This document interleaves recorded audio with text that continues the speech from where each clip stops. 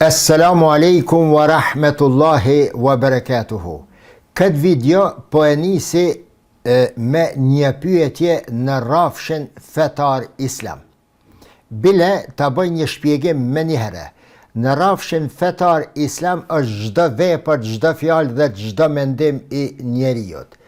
Kur flasim në kimi, në biologji, në fizik, në gjuhë, sport, në politik, astronomi dhe në të gjitha rrafshet tona të jetës e të diturisë, ne flasim fetarisht dhe nga perspektiva kuranore. Për çka them kështu?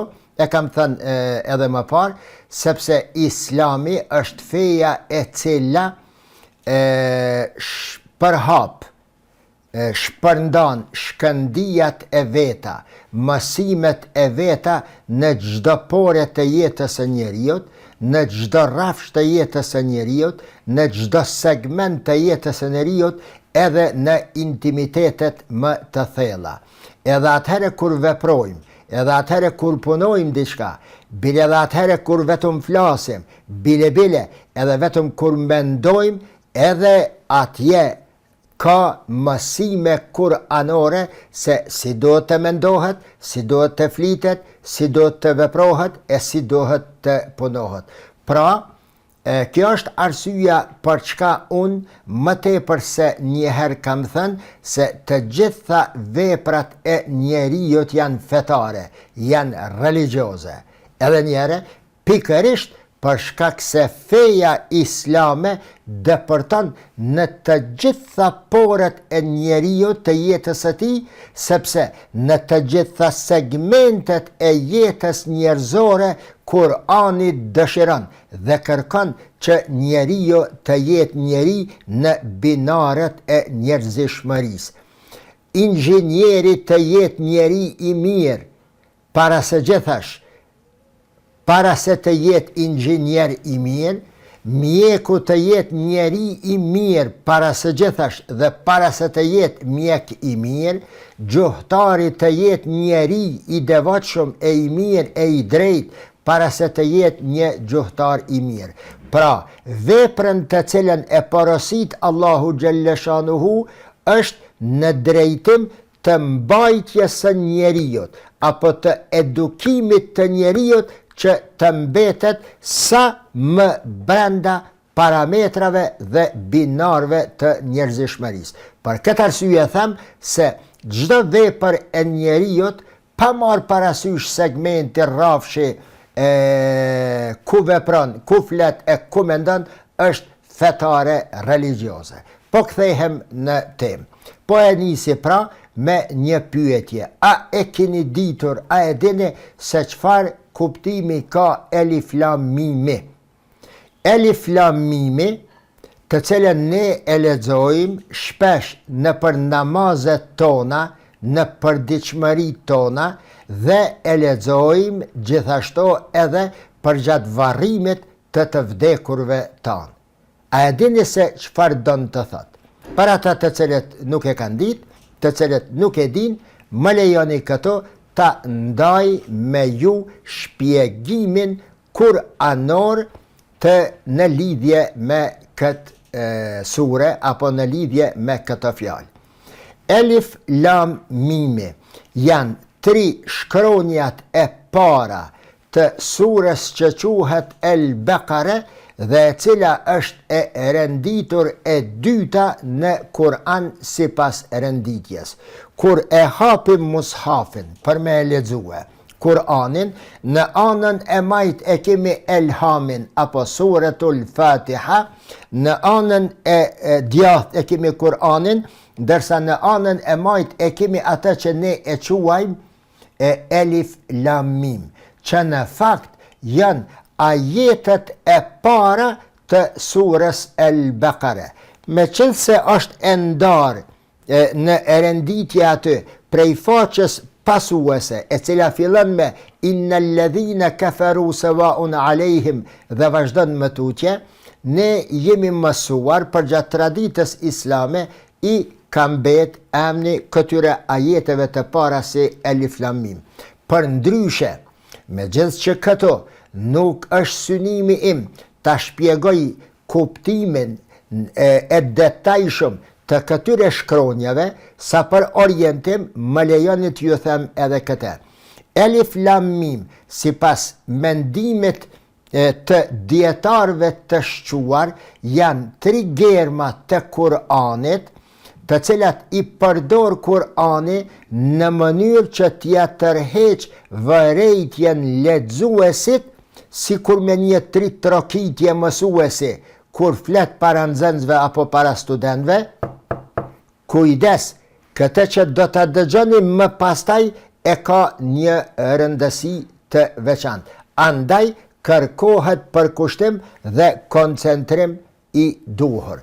Në këtë mënyrë Allahu xhalla shanuhu, për shkak të përmbajtjes së thellë, për shkak të përmbajtjes aq të nevojshme që e ka sure El-Baqara, e nis me tritrokitje, me vëmendje ndaj asaj që do të thuhet, do ta lexoni, do ta shikoni apo do ta dëgjoni më pastaj. Elif lam mim, pra, janë 3 shkronjat fillestare të surës El-Baqara, sure kjo e cila që në fillesat e saj e përmend një çështje që prek rrafshin horizontal, rrafshin social të jetës njerëzore në mënyrë të theksueshme. Dhe që të jam edhe më i qartë, ky është segmenti i cili mua më së shumti më intereson teksa e lexoj Kur'anin, Islamin dhe teksa e shpjegoj edhe Kur'anin edhe Islamin. Pra rrafshi human, rrafshi social. Në kuptim, çfarë më jep mua Islami në jetën e përditshme?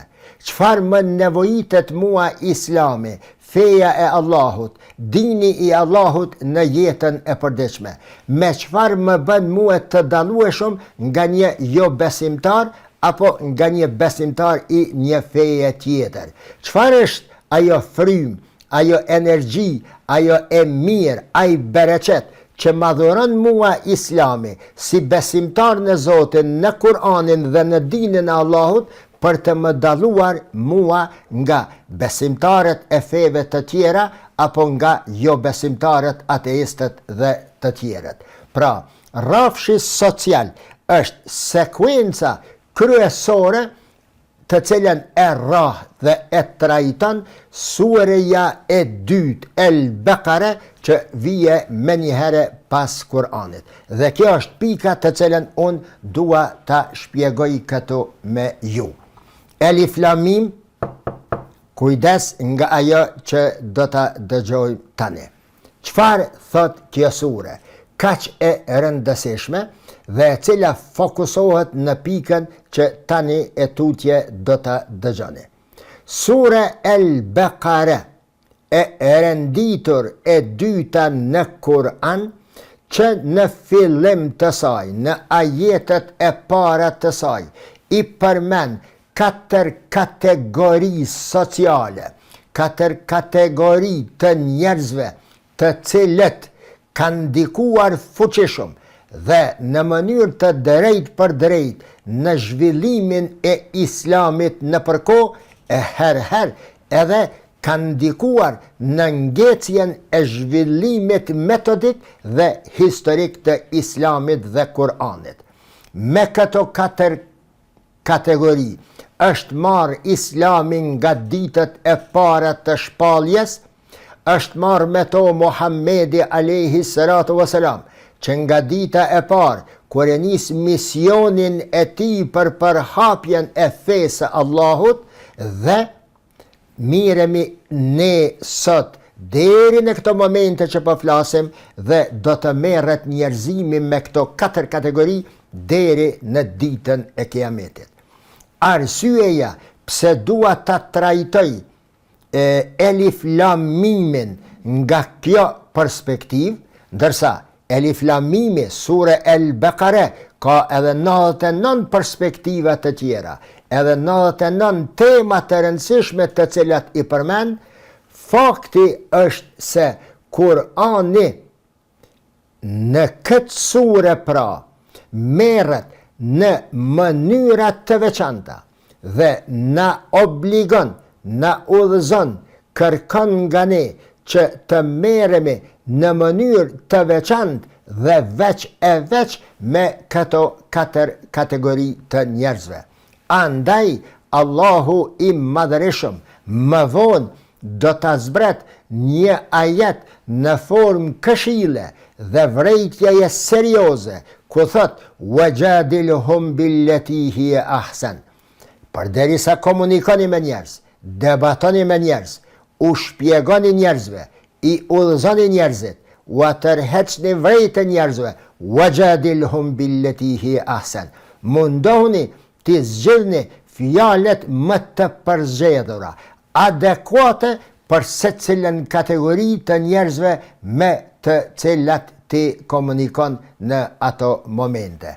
Pra, fol me kujdes të shtuar, në mënyrën më të mirë dhe më meritore të mundshme, që të jesh dhe vetëm që të jesh sa më i kuptueshëm, sa më i bereqetshëm dhe adekuat në atë që do të thuash dhe do të komunikosh.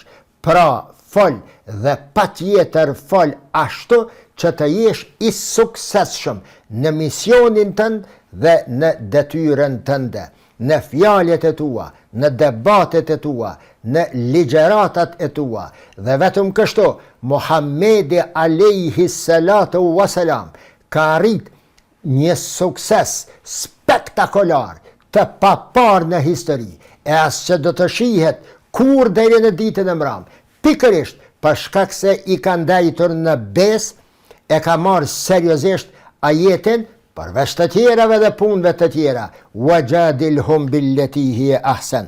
Me njerëzit komuniko në mënyrën më të mirë të mundshme, që të jesh i pranueshëm e fillimisht i kuptueshëm sa dohet nga ata të cilët të dëgjojnë.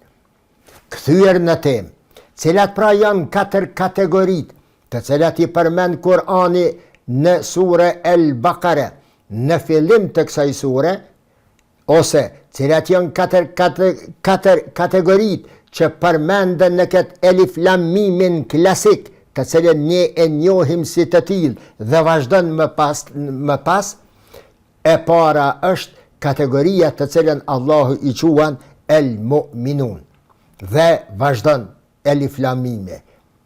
Një ajet më pastaj. الذين يؤمنون بالغيب ويقيمون الصلاة ومما رزقناهم ينفقون. Kush janë besimtarët? Cila është kategoria e parë? Cilët janë njerëzit të cilët hyjnë në kategorinë el-mu'minun? Janë ata të cilët besojnë bindshëm dhe palëkundur në transcendentalen, në atë të cilën ti nuk e sheh, por i beson vetëm se të ka thënë Allahu se do t'i besosh. I beson Allahu të madhreshëm edhe nëse ti nuk e sheh, e ai ty të sheh në çdo sekond të jetës sate. Pastaj thot وَيُقِيمُونَ الصَّلَاةَ. Kategoria tjetër ose pjesa tjetër e kësaj kategorie janë ata të cilët mbajnë lidhje të vazhdueshme, lidhje nyjore me atë të cilët i besojnë, qoftë nëpërmes namazit, qoftë nëpërmes duave, mos i përktheni duat si lutje, qoftë nëpërmes duave, qoftë nëpërmes veprave tona, qoftë nëpërmes leximit të Kur'anit, qoftë nëpërmes leximit të natyrës dhe ligjeve të saj, sepse Kur'ani është natyra që hesht, ndërsa Kur'ani është natyra që flet, ndërsa natyra është Kur'ani që hesht. E lexove natyrën, gjeografin, astronomin, kozmologjin, e lexove biologjin, kimin, fizikën, në fakt ti jetu e lexue Kur'anin në një mënyrë tjetër, sepse Kur'ani është shprehja foljore e çdo gjëje që ekziston dhe e ligjshmërisë të cilën Allahu e ka vendosur në ekzistencë. Pra, kategoria ose pjesa e dytë e kategorisë së parë qenkan, ata të cilët mbajnë lidhje me krijuesin e tyre nëpërmes namazit dhe formave të cilat sapo i përmenda. وَمِمَّا رَزَقْنَاهُمْ يُنْفِقُونَ. E treta janë ata të cilët nga ajo që është dhuruar nga Allahu, nga ajo që është dhënë nga Allahu, nga ajo që e kanë fituar halal me djersën e tyre, i shpërndajnë edhe të tjerëve, i gëzojnë edhe të tjerëve, i bëjnë pjesëmarrës në gëzimin e tyre teksa e kanë fituar me djers dhe me këtë dëshirojnë t'i gëzojnë dhe t'i kontribojnë edhe të tjerëve. Jo vetëm nëpërmes zeqatit e sadakatul fitrit, por nëpërmes formave të tjera humanitare, nëpërmes formave të tjera ligjore, që nga pasuria e jonë të mbajmë varfnjak, mesakin, ibn sebil, të mbajmë shoqëri, të krijojmë shoqëri të shëndosh, shkolla, rrugë, ushtri, polici dhe shtetet tona. Pra, nga ajo që ne e kemi fituar, ta ndajmë me të tjerët. Pastaj, pjesa tjetër e kategorisë së besimtarëve, të cilët Allahu Gjellëshanuhu i përmend që në fillim të Elif Lam Mimit, dhe i cili, prapë po thep, na jep një konotacion, një kuptim krejtësisht social, pra që Islami të na nevojitet në jetën tonë të përditshme, individuale, shoqërore, shtetërore dhe të njerëzimit në përgjithësi, të ummetit në përgjithësi, është kategoria walladhina yu'minuna bima unzila ilayk. Ata të cilët i besojnë Kur'anit bindshëm se është i ardhur tek ti, o Muhammed Rasulullah. Alladhina yu'minuna bil ghaibi wa yuqimuna as-salata wa mimma razaqnahum yunfikun. Ata të cilët pra i përfshin këto fjalë kuranore, më pastaj ata të cilët i besojnë Kur'anit se është fjalë që nuk ka kurfar dyshimi në te. Elif Lam Mim, dhalika l-kitabu la rejbe fi, me shenjë, me gisht pëbohet se ky është libri i vetëm në historinë e njerëzimit dhe të ekzistencës, në të cilin nuk ka asnjë gabim, nuk ka asnjë dyshim, nuk ka asnjë ndryshim, nuk ka asnjë gjë e cila nuk përkon me qenjen e Allahut, e kjo fjalë të jetë, ky Kur'an të jetë fjala e Allahut të madhreshëm. Wama unzila min qablika, besojnë gjithashtu edhe në librat të cilat i janë shpallur para teje, o Muhammed, në Injilin, në Tevratin, në Zeburin, në suhufet e tjera. Përse? Për ta pranuar vazhdimsinë e shpalljes e nisur nga Ademi a.s. deri tek Muhammedi a.s. Për t'i pranuar si fjalë të Allahut të gjitha edicionet e ndryshme që janë zhvilluar të shpalljes përgjatë historisë njerëzore. Për të mos i shkëputur korrelacionin dhe vijen, nyjet që na lidhin neve besimtarve musliman edhe me Ademin a.s. Dhe për të dokumentuar se kjo është feja e vetme pra e nisur nga Ademi a.s. deri tek Muhammedi a.s. bazuar natyrisht në fjalën Islam, që dënë të thot pranim, dorëzim dhe nënshtrim revelatës, shpalljes së Allahut që niset nga Ademi deri tek Muhammedi a.s. Dhe pastaj wabil akhirati hum yuqinun, janë ata të cilët besojnë në ditën kur do të dalim para Allahut dhe do të ballafaqohemi me fjalët tona, me mendimet tona, me veprat tona të cilat i kemi bërë në sy të njerëzve dhe pas shpindet të tyne. Fjalët të cilat i kemi thënë haptas dhe të cilat i kemi thënë pas shpinës së tyne. Pra, Islami e nje çdo vepër të njeriut, çdo punë të njeriut, gjithë veprimtarin fizike të njeriut dhe intelektuale, çdo fjalë të njeriut dhe çdo mendim base të njeriut si fetare islame. Sepse, edhe njerë po them, shkëndijat dhe mësimet e Allahut kanë të bëjnë me çdo sekond të jetës së njeriut. E pra, me që ne obligohemi që ti besojmë edhe ditës mbram, atë ditë kur do t'i shohim veprat e tona në ekranin e Allahu Gjellëshanuhu, së bashku me të tjerat shikues, dhe duke ju përgjigjur pyetjeve të Allahut, kjo shenjë është një nga shenjat kryesore të besimtarit. Duke ju bërë me dije se në ditën e kiametit pyetësorët për njerëzit në përgjithësi ndryshojnë shumë nga njeri prej tjetrit. Janë vetëm disa pyetje të cilat janë të përgjithshme dhe unike për të gjitha njerëzit. Por më pastaj vazhdojnë pyetjet, mos të them nën pyetjet, të cilat kanë të bëjnë për gjeografi të ndryshme, për kohëra të ndryshme, për njerëz të ndryshëm. Nuk pyetet njëjtë ai i cili jeton në Rom nga ai i cili jeton në Mekë apo Kairo apo Medinë. Nuk pyetet njëjtë ai i cili ka lindur në New York, në një familje, në një ambient ku nuk ka asnjë besimtar tek Zoti, njëjtë sikur ne që kemi lindur në Gjilan apo në Prishtinë. Prandaj marrja në pyetje e njerëzve të ndryshëm për ta përgatitet pyetësor të ndryshëm. Besimi në ditën e mram që ne do të përgjigjemi për veprat tona është një ndër 6 kushtet e imanit dhe të cilat i përmendi edhe Elif Lam Mimi për të cilën folëm.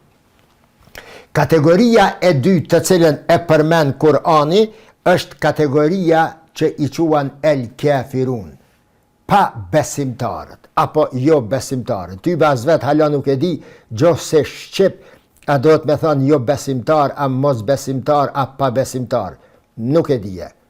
Po i hasim, inshallah del ndonjëherë ndonjë libërth i cili i përkthen në mënyrën më të mirë të mundshme këto terme të cilat ne i përdorim në jetën e përditshme, megjithëse unë jam ai i cili vazhdimisht kam bërë thirrje që terminologjia islame të përdoret vetëm në original, sepse është e pasur, është e thellë, është hyjnore, është kuranore, është e gjuhës arabe, gjuhë me të cilën ka zbritur Kur'ani. E pastaj të shpjegohen ato. El kafirun, apo pa besimtarët, mos besimtarët, thot Kur'ani, innal ladhina kafaru sawaun alejhim e andartahum am lam tundirhum la yu'minun. Janë ajo kategori e njerëzve të cilve u fola apo nuk u fola, u atërheqe vrejtjen apo nuk u atërheqe, debatove me ta apo jo, u mundove me ta apo jo, ata me insistim duan dhe me bindje të mbesin pa besimtar. Në lidhje me këtë kategori, Kur'anin në porosit me theks të posaçëm me ajetin të cilën e lexova në fillim të kësaj videoje. Wajadilhum billati hiya ahsan. Përgatitu mirë përderisa flet me një ateist. Mësoje materialin të cilën ai e trajton dhe me të cilën ai ty të kundërshton, ty të shantazhon, ty të sulmon. Mos undal vetëm në ato të cilat ty të nevojiten në vazet e tua dhe ligjëratat e tua të përditshme. Por përhape diapazonin tënd edhe në rrafshin analitik social, edhe në rrafshin analitik horizontal, edhe në rrafshin sintetik vertikal të njohurive, diturive dhe shkencave të cilat ti i përmend. Pra Kur'ani neve na porosit wajadilhum billati hiya ahsan, kur bisedoni me pabesimtarët të jeni të përgatitur ose mos hyni fort në debat me ta. Përndryshe do të mbetni në baltë dhe nuk do t'ja arrini qëllimit për të cilën ti je i obliguar që ta përhapësh dhe ta shpjegosh fjalen dhe mendimin e Allahut në mënyrën më të mirë, më të pranueshme dhe më të kuptueshme të mundshme. Kategoria e tretë e njerëzve të cilët i përmend Kur'ani që në fillim të surës El Bekare dhe që ka të bëjë me rrafshin horizontal ndër njerëzor janë ata të cilët i quhen el munafikun, apo hipokritet, apo dyftyrshat, apo të paftyret, të cilët janë njerëzit më të poshtër të mundshëm që i ka krijuar Allahu i Madhreshëm. Dhe që në fillim ju them se problemet më të mëdha Muhammedit alayhi salatu wasalam dhe zhvillimit historik të Islamit i kanë shkaktuar pikërisht ata që quhen el munafikun, hipokritët. Me pabesimtarët e ka pas let pejgamberi alayhi salatu wasalam. Me pabesimtarin e ki let i dan dhënd dhe dhit me njëherë, por me munafikunt e ki shumë të vështirë, sepse ata janë në mesin tuaj, siç i quan Kur'ani, wa minan nasi men yaqulu amanna billahi wa bil yawmil akhir wa ma hum bimu'minin. Janë disa të pafytyr në mesin tuaj, të cilët thonë se ne jemi besimtar, ne jemi me ty, ne po të mbështesim ty, ne po të ndihmojmë ty, ne i besojmë Allahut, wa ma hum bimu'minin. Por ke kujdes, ata janë duke ju mashtruar, ata janë ranacak, ata në fakt nuk janë besimtar. Ju khadi'un Allah walladhina amanu. Mundohen që ta mashtrojnë dhe ta lajthisin Allahun dhe besimtarët. Wama yakhda'una illa anfusahum wama yash'urun. Por në fakt ata janë duke e mashtruar vetveten dhe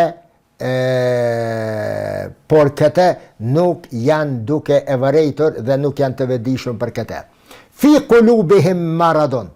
Këta njerëz i quan Kur'anit të sëmur në zemër. Shpirtnisht janë të sëmur këta. Edhe më besoni, e mund të dini edhe vetë jo, në përditshmëritë tona, teksa komunikojmë me hipokritët, me ty flasin ndryshe dhe pas shpinës tënde ndryshe, ty të shtrojnë se gjadën mbi bunar, e bunari i mbushur me ujë dhe me helm, janë njerëzit të cilët Allahu i quan fi qulubihim maradun. Janë njerëz të sëmur shpirtnisht, fazadahumullahu marada. Njerëzve të tillë Allahu ka me javshtue edhe më shumë smundjen, ka me i shtyje ka smundja shpirtnore, psiqike e karakterit të tyre edhe më tutje. Walahum adhabun elimun bima kanu yakdhibun.